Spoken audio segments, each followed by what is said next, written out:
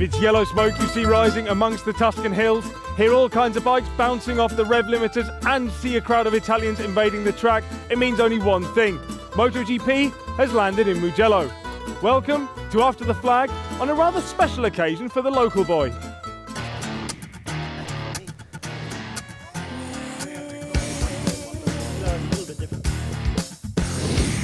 Is a number that make me not very happy because it means that I'm very old, unfortunately.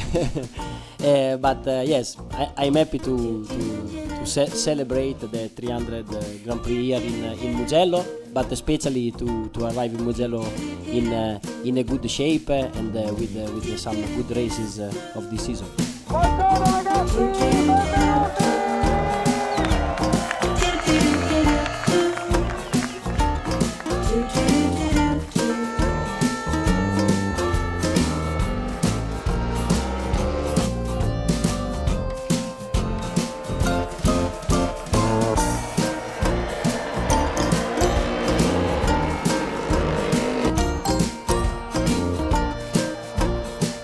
My favorite moment was Welcome 2004, and when Valentino win the first race with Yamaha. When he passed to Honda to Yamaha and also win the first race in Welcome, big battle with Biaggi, also is very very good moment. It's sure in Laguna Seca 2008 the challenge with Casey is a great race and impression. Vale is a fantastic rider, he's my idol, and for me is the best. What I think he was the strongest point of him is the last laps, and that for the fans, for the other riders, was a great show.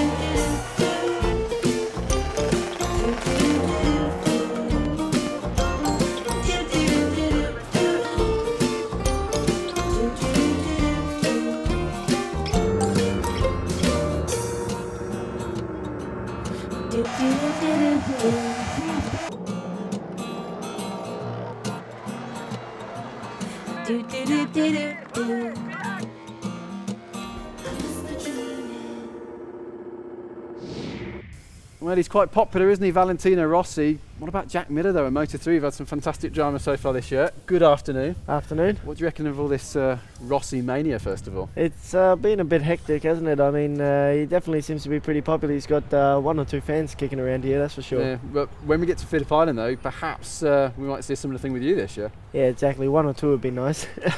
Right, first of all then, let's take a look back at some of the reasons Jack has received so many plaudits this year. A few highlights of Jack Miller's 2014 so far. Good timing, and he's gone wide. Would you believe it? Marquez is wide. Jack Miller does it. He wins again. He wins here in America. Miller up the inside once again. They're coming down towards turn 50. They touch Bernardi. Bernardi up the inside. Here he comes, side by side with the Australian. Takes the lead. Will Miller fight back? He does. And Vasquez has squeezed his way through. Vasquez has missed it. Jack Miller, an incredible win for the Australian. Plenty of drama there then so far. Let's talk about Le Mans first of all. A couple of weeks ago, that was quite some race, wasn't it? Maybe the best Moto3 race we've ever seen. That battle with Vasquez. Let's just say the last lap, you're coming out of Shimano into the Blue S's. Bearing in mind he's already come up the inside and nearly taken you out once. What's going through your mind at that point? I sort of knew he was going to be there. I mean, it was, you know, I definitely ran wide, so I rode the protective line in there, and I mean, I closed the door, went into the corner, and I saw his front tyre was still there, and yeah, I just kept turning in, and yeah, he ended up, you know, running up the back of me instead of getting on his brakes like he should have, and could have waited until the last corner and cost him 4 or 5 positions. So yeah, it did. And happy for me. Well, happy for you. I'm not sure Efren was so pleased about it though. If we go back as well, a few races to Argentina, that was another one, wasn't it? Exactly. I mean, if we look back on Argentina, I think that move was more, to be honest, more harsh. But I mean, there wasn't me kicking off and you know, punching anybody or complaining to journalists. Did you feel like giving Romano a bit of a punch at the time? No, I mean, he's a nice guy. Honestly speaking. No, honestly speaking, I mean, the way I was sure at the point, I was really, you know, ticked off about it and whatnot. But you know, I watched the race there on the flight home, and you know, when you look at it and then you think, really, all I thought was, you know, if I was in Romano's position, I'd do the exact same thing. So I mean, it's just racing, and you know, you gotta, you know, if you're in a boxing match, you gotta be willing to get hit once or twice. Have you forgiven him now for that then? Yeah, definitely. You know, we caught up for a beer after it, and Yeah, it was quite good. All right, well, while we were watching those highlights, we had Arthur Sissis here making some sort of strange gestures, which we won't mention on camera, will we, during the highlights clip. But you're obviously living together, aren't you, in Tarragona in Spain, not too far from Barcelona. How's that going?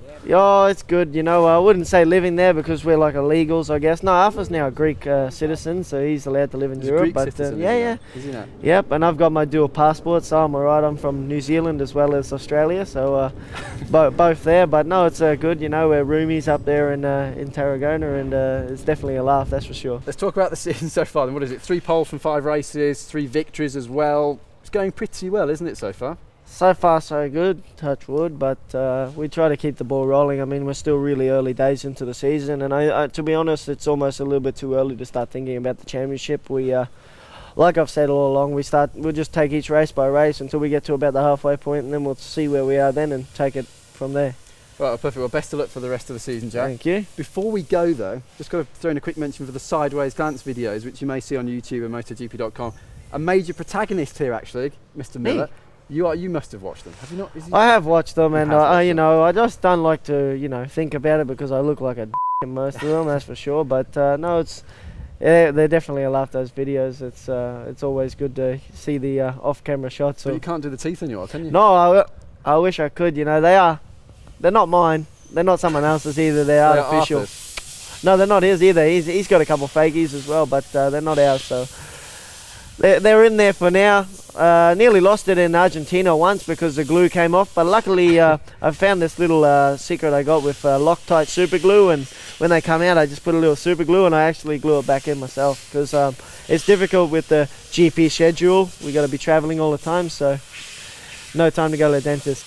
There we are then, the secrets to success. Loctite super glue for the Moto3 World Championship leader. Let's see if that works for the rest of the season. Thanks, Jack. Thank you. Well, moving on from Rossi Mania and Crazy Moto3 riders, we thought we'd bring you a bit of a technology chat, so we hooked up with Mike Watt. Mike, thank you very much for joining us today. No problem. We're going to talk a little bit about suspensions now. We see you guys in the boxes from pit lane during a session, and you're always adjusting a few things, and I think we'll just run through that list, explain briefly what they are, and we want to start with preload, I think it was. Okay, so the adjustments we make during the session are basically preload, and we have external compression and rebound adjustment on the fork and the shock. So those are the 3 things that we adjust during a training session. Right. And in terms of preload, what does a preload actually do? If you had to explain it to someone who maybe rides a bike but not actually been on track. Okay, well we have a rate of spring, which may be a 10 Newton spring, and then we add say 10 mil of preload that to get a force that takes to move that spring, you know, away from the one position. So like we use preload generally as a means to control the attitude of the bike in the corner when they're, you know, riding around. So it's essentially the sort of force you need to overcome to compress the tyre before the suspension goes down. Okay, well you've got your fancy tool here. Maybe you can show us exactly how it's done. Very simple. We just put it on here and we turn it 1 millimeter. One turn is 1 millimeter. So we either take it off or add it on, right, depending on what the rider wants. Well, moving on from preload, I think we're now going to talk about rebound and damping, and I don't think you're going to need that tool now, No. are you? Okay, let's move around to the front of the bike then. So we have 2 external adjustments that we can do to the damping. We have compression damping and rebound damping. Compression affects the speed that the fork goes down, and rebound obviously affects the way it comes back, the speed it comes back. So again, it's personal preference for the riders, but we can make a few quick adjustments to help them get around the track faster. Okay, I mean, how do you actually adjust it? Because we've got 2 tiny little... 2 knobs here, so we screw it in. Yeah.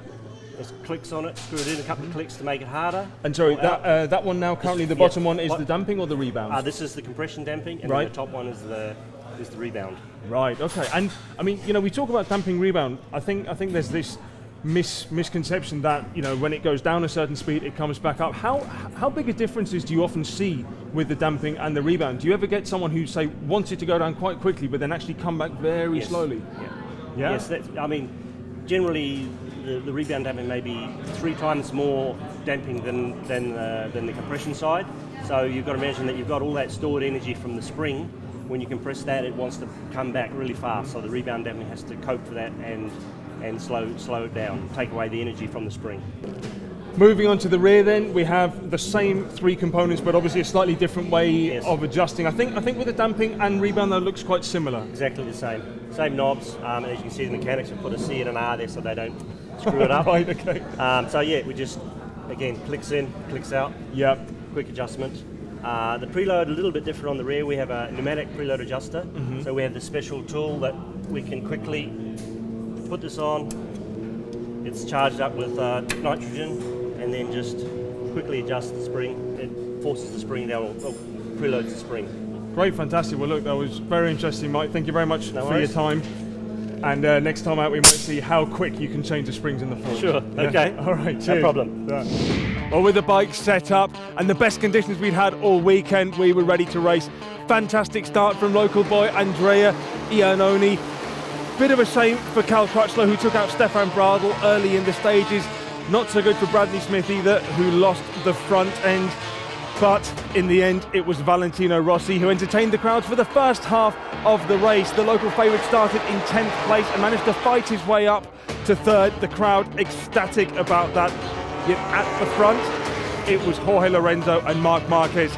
Lorenzo had refound his mojo. He'd won at this track for the last 3 years, but Marc Marquez didn't make it easy for him. Absolutely fantastic fight, arguably one of the best races those two have had, especially this year, if not even last year. Great battles down to the last lap even. Marc Marquez said his team had elongated his 6th gear to give him that little bit more top speed down the straight, and it paid off. So it was great to see Jorge Lorenzo back to his old self again. He finished 2nd, Marc Marquez took the win, making it 6 out of 6, with Valentino on the podium in Mugello for the first time since 2009, much to the delight of the local crowd.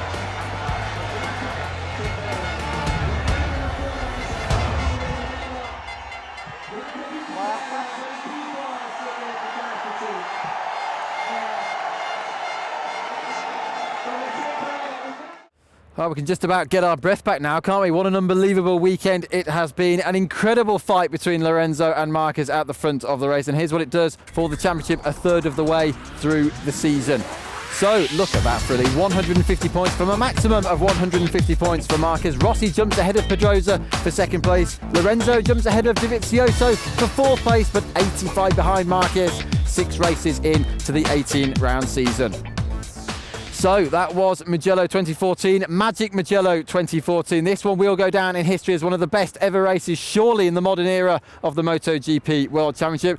Disappointment though for Jack Miller in Moto3 since we recorded that piece back on Thursday. An incident for him out of the race, and he's been handed a couple of penalty points as well.